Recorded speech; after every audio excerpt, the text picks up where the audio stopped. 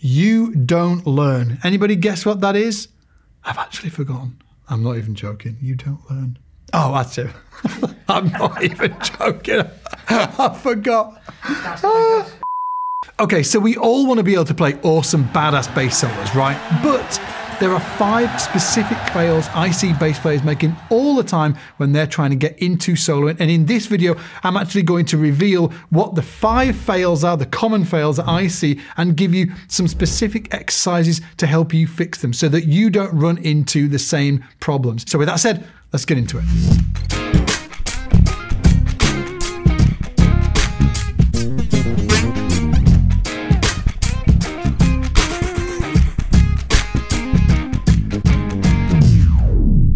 Now, before we jump into this right here, I also want to let you know that you can actually grab the download for this. We've put a workbook together with all of the exercises written in there and a backing track for you as well that you'll hear me using in this lesson. So if you do want to grab that backing track and the tab and notation, the link is down below. Now, fail number 1, you don't learn, can you guess what it is? You don't learn melodies. Okay, and I'm sure that we've all watched that real famous Jaco Pastorius video, Modern Electric Bass, that he recorded back in the day, where he's talking about this specific thing, about how he feels that a big part of his development as a musician was learning melodies. And if you think about what a solo really is, it is a melody. All of the jazz melodies, like, you know, Autumn Leaves.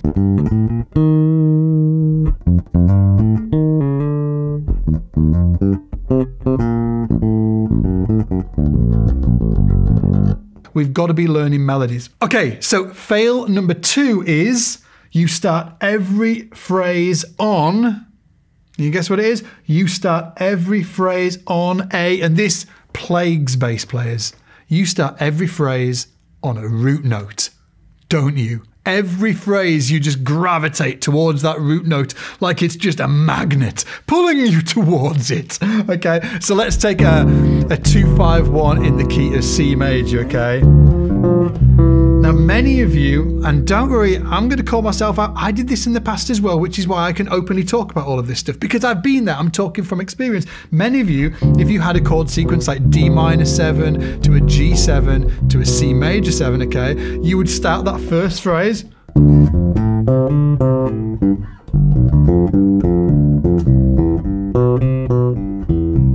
Okay, you'd start every phrase like that. The reason why that happens is because we spend so much time gravitating towards the root, because that is, you know, a lot of the time, that's where we're gravitating towards, because we're bass players, because it's our job to hit that first, that root note, and then everybody lays their chord on top of our vibe. But when it comes to soloing, we don't want to gravitate towards the root all the time because it sounds a little sucky. So how do we do that? Well, we practice starting on notes other than the root, okay? Check this out. And again, 3rd for the G7, 3rd for the C major, D minor again, starting with the 3rd, 3rd in the G7,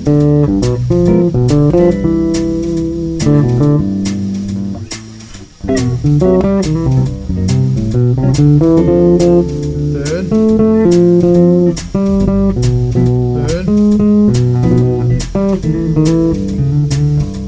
Sounds wicked, doesn't it? And the reason it sounds wicked is because it is less obvious. We're not always jumping to that root. We need to stop doing that, okay? And practicing starting on very specific notes of the chord is a great way to do that. So that is what I would love for you to start doing.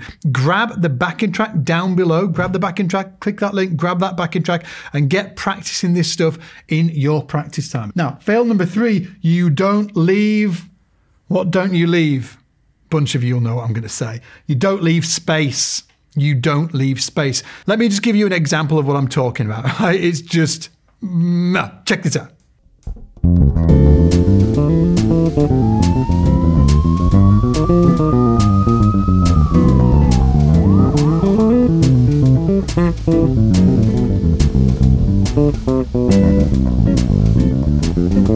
what do we do about it? Well, we start to frame our phrases with space. Frame our phrases, okay? So when you play a phrase, I like to visualize actually leaving space around that phrase so that the listener can actually appreciate what the thing is that we're trying to do.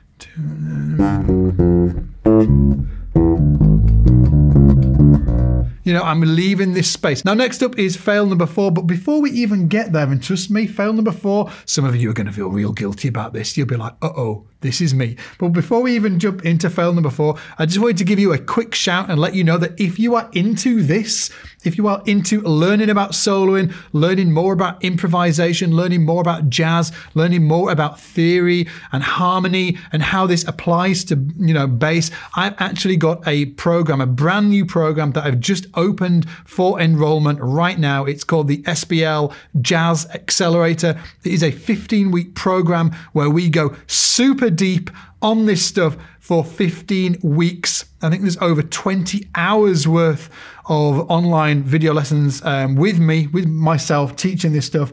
But the gag is we only open it for enrollment once per year, and it is open right now, okay? So if you want to check it out, if you think it might be for you, I do invite you to check it out. The link is down below. Just click the link, it'll take you over and check out, and then figure out whether it's going to be something that you want to jump into. Hopefully it will be. If you're into this stuff, you probably will. Now, fail number 4, you use something on everything. What is it?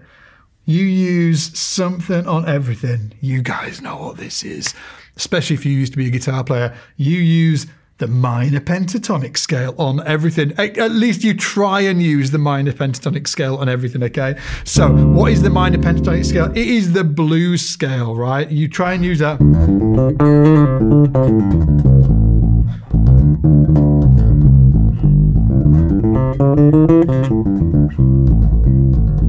Okay, you try and use that minor pentatonic scale on everything you do. It's the first thing that you gravitate to. Yes, in a blues tune or a funk tune, you might be able to just do that minor pentatonic thing.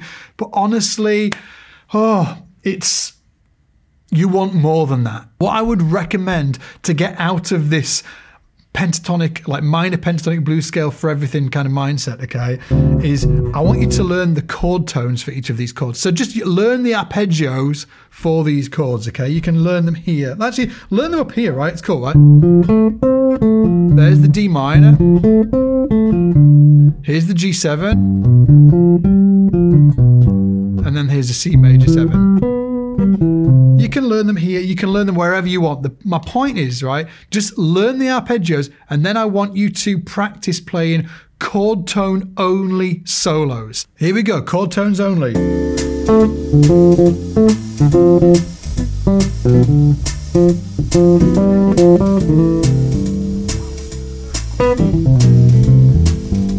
All of this is just chord tones.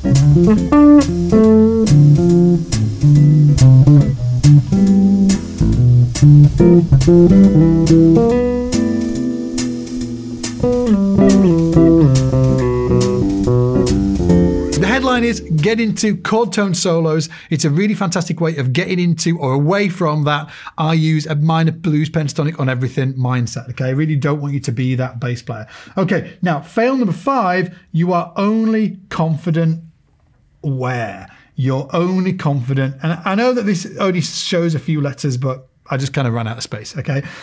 Fail number 5 is you're only confident in 1 or 2 areas of the neck. And there's vast areas of the neck that you're not confident about. So what I'd really recommend to try and open that up for you, okay, is just focus on actually learning arpeggios in all of the areas of the neck. So taking something like the chord sequence that we've just used there, that D minor to the G7 and then the C major 7 here, okay? Well, can we play that here? D minor, then we've got the G7 there, and then we've got the C major here, okay? But making sure we've got the D minor here, and we can play that, and then we've got the G7 here, and then we've got the C major 7 as well. Okay, and then, you know, you can keep on going. C major here. to the D minor, to the G7, to the C major.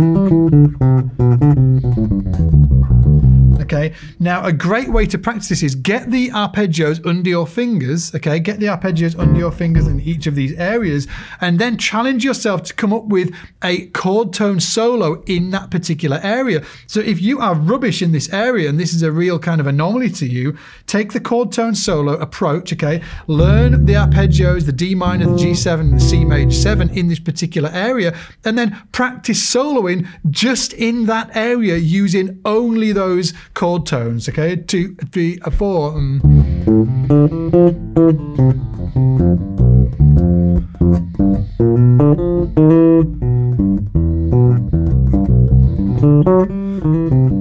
If you do that for like 2 to 4 weeks, honestly, you're going to have big breakthroughs, and you're going to be able to, you're going to feel your playing lift to that next level. And ultimately, that is what we're looking for. Now, with that said, I just want to wrap up this lesson by saying thanks for hanging out and checking out this lesson. Hopefully you'll take all of this on board and start practicing all of this stuff, and make sure that you grab the download, the backing track and stuff like that, and the tab down below from the link. And also I put a link down below to the SBL Jazz Accelerator, which is my 15-week jazz program. We open it once a year for enrollment. It is open right now. Once we close that down, it's not going to be open for enrollment until a year from now. So if it sounds like something you might be into, if you're here at the end of this lesson, it probably is what you're into. So click the link, check it out, and hopefully I'll see you on the inside. Now take it easy, and I'll see you in the shed.